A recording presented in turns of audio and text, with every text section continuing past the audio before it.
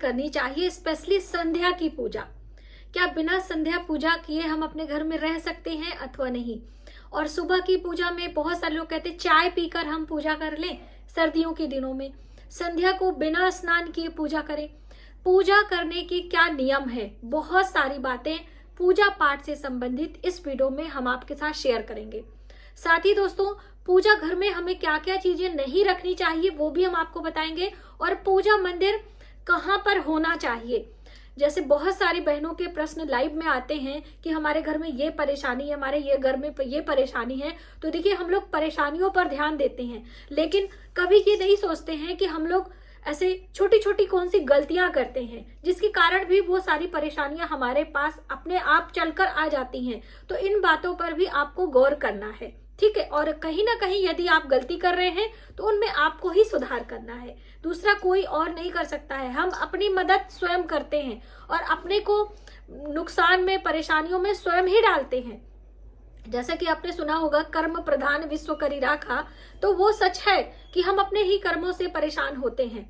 तो इसलिए चलिए आपकी परेशानियों का समाधान करने का प्रयास करते हैं। नमस्कार, वेलकम टू माय चैनल, मैं हूँ मनीषा।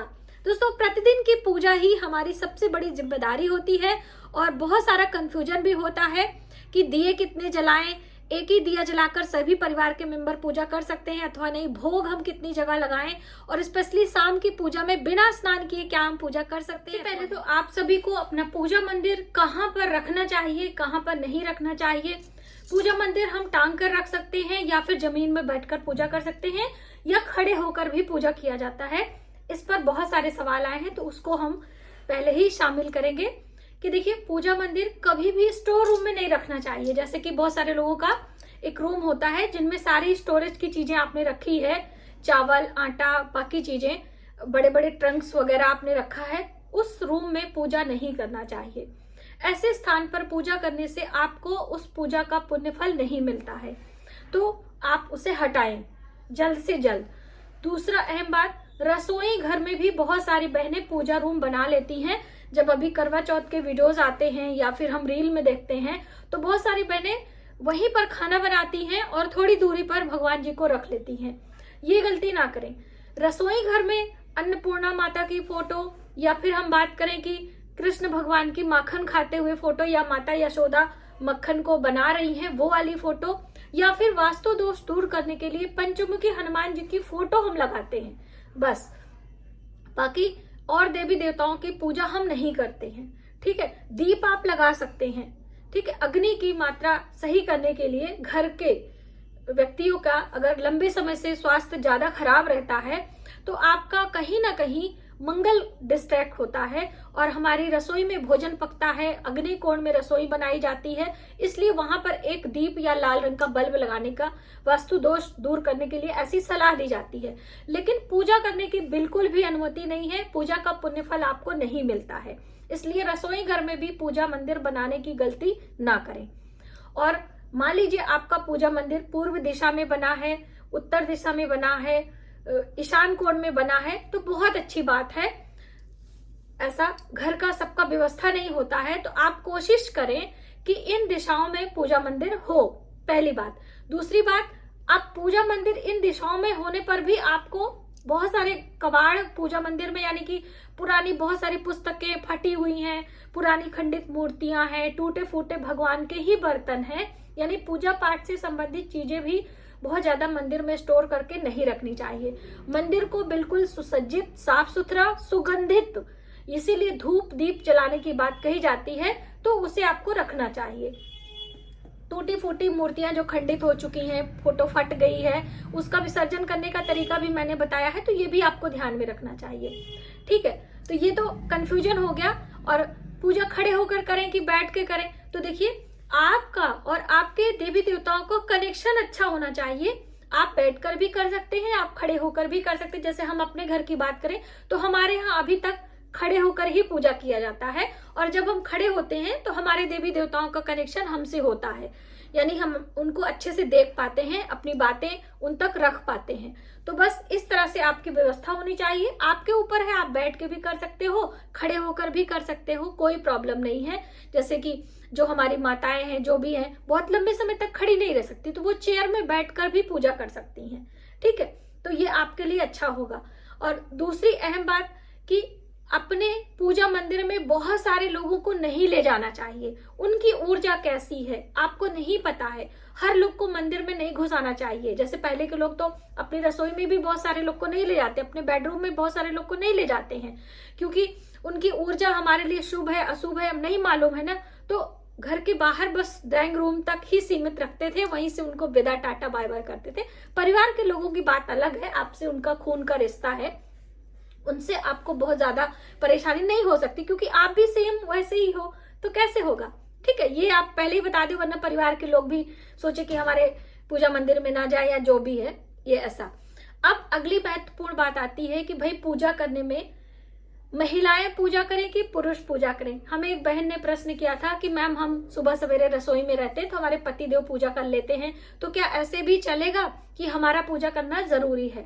तो बिल्कुल भी, घर का कोई एक मेंबर पूजा कर लेता है तरीके से, भगवान को स्नान कराता है, फूल दीप जलाकर, भोग लगाकर, धूप दीप दिखाकर, प्रार्थना करके पूजा। तो देखिए, परिवार का एक व्यक्ति, घर का जो होता है बड़ा व्यक्ति, तो वो पूरे परिवार के लिए प्रार्थना उपासना और पूजा की जिम्मेदारी कर ले, कोई प्रॉब्लम नहीं है।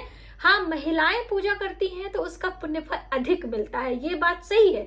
लेकिन अगर परेशानी है, आप दूसरा काम कर रहे हो, तो पति पूजा कर ले, उससे पूजा का फल आप सभी को मिलेगा। अब नहीं है कि फिर आप देखिए, आप अपने लिए पूजा करोगे ना, तो आप थोड़ा सा देवी देवताओं का वहीं पर खाना बनाते बनाते ही आप गायत्री मंत्र का पाठ कर लीजिए, राम स्तुति कर लीजिए, ऐसे ही भाव से, भाव ही हमारे सब कुछ है। तो इस तरह से करके पूजा का भी फल लिया जा सकता है। पूजा में दीपक की बात कर लेते हैं कि दीपक कितने हमें जलाने चाहिए। जैसे कि मान लीजिए, पहले सासू माँ ने पूजा किया, दीप जलाया, पूजा पाठ करके वो हट गई, अब आपकी बारी है, या आपके पति देव हैं या आपके ससुर जी हैं पूजा कर रहे हैं, तो क्या फिर से दीप जलाएंगे अलग से, फिर पूजा करेंगे, फिर से चंदन टीका लगाएंगे? नहीं, आपके घर में एक दीप जला है, दीप में और घी आप डाल दीजिए, लंबे समय तक घी जलता रहेगा, तब तक कोई भी आके पूजा पाठ करे, अलग से दीप जलाने की जरूरत नहीं है। आरती आप यदि करना चाहते हैं, तब आरती के लिए आप दीप लगा सकते हैं। अगर आरती में घी है तो फिर भी आरती भी आप कर सकते हैं, कोई प्रॉब्लम नहीं है। एक दीप में पूजा किया जा सकता है। इसी तरीके से भोग प्रसाद की भी बात है। अलग अलग देवी देवता, जैसे कि पंच देवी देवताओं के पूजन करने की बात कही है, तो अब 5 देवी देवता हैं। मान लीजिए आप अन्य देवी देवताओं के, जैसे भगवान शिव का रुद्र रूप हनुमान जी का माना जाता है, आपने हनुमान जी की प्रतिमा रखी है, राम दरबार की है, शिव परिवार की है, माता लक्ष्मी भगवान विष्णु की है, गणेश जी की है, अन्य देवी देवताओं की है। तो अब हम अलग अलग भोग लगाएं कि एक ही भोग लगाएं? तो एक भोग, प्रतिदिन की पूजा में एक भोग और एक दीपक भी लगा सकते हैं। हाँ, कोई तीज त्योहार है, कोई आपने अलग से अनुष्ठान किया है, उसके लिए आप अलग से लगाएं, अलग से चौकी करें, वो एक अलग बात है।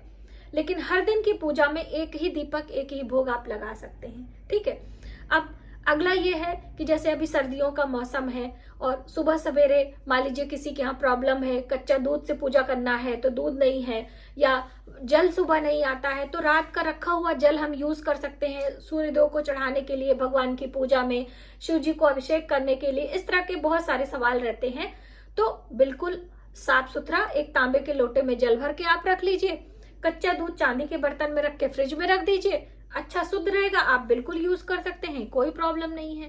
ठीक है, और फूल को लेकर तो देखिए, पुष्प आप अपने गमले में लगाएं, वो ज्यादा अच्छा है। मतलब बड़े माला न चढ़ाकर एक पुष्प यदि ताजा आप अपनी मेहनत से उस पौधे को पाला पोसा बड़ा किया, उसमें पुष्प निकला है, तो वो आप चढ़ाएंगे, तो एक ही पुष्प आपको बहुत खुशियां और ईश्वर को प्रसन्नता होती है।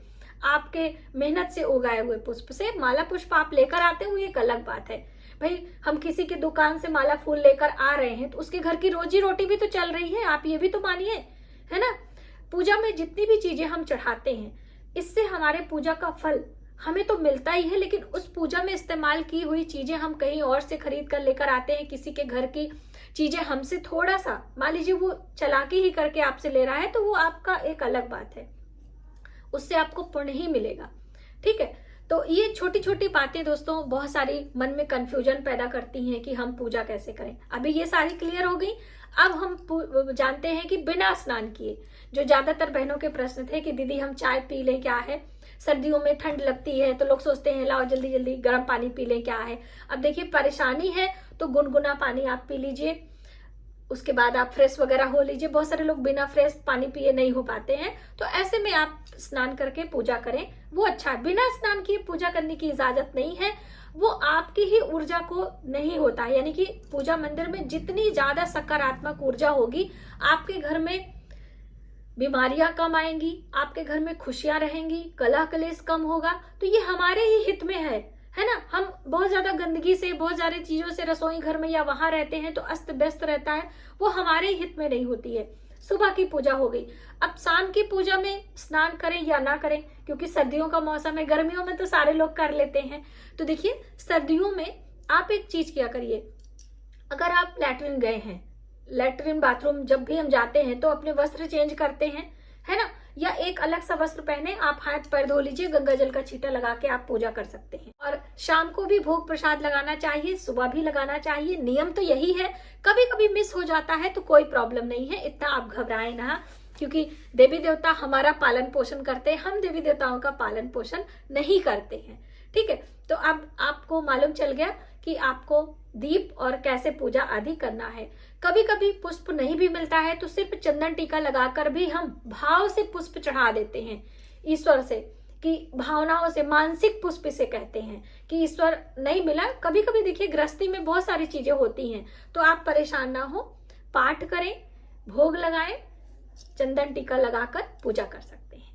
तो आज की वीडियो आपको कैसी लगी प्लीज हमें कमेंट करके जरूर बताइएगा। मिलते हैं एक नई जानकारी के साथ नए वीडियो में, तब तक आप अपना, अपने परिवार का ख्याल रखें।